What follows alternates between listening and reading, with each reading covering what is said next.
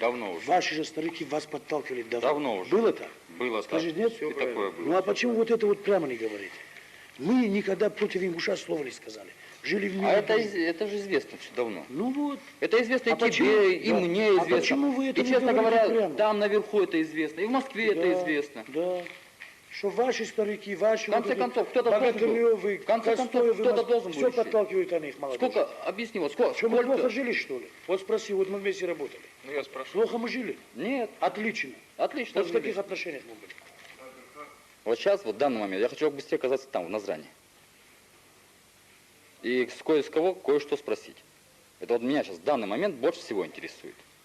Спросить за погибших детей, женщин, стариков, молодежь всю эту, как с их стороны, так и с нашей стороны. Вопрос, как будет к ним звучать?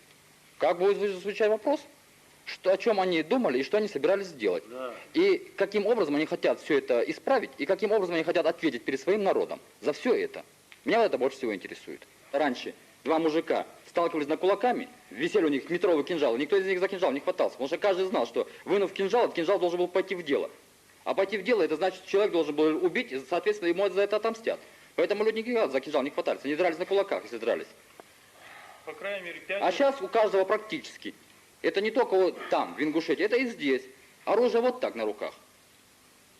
Его много на руках, просто-напросто. Ну, а как если сделать, оружие чтобы не стоит во дворе, в доме, оно в любом случае, рано или поздно, оно стрельнет.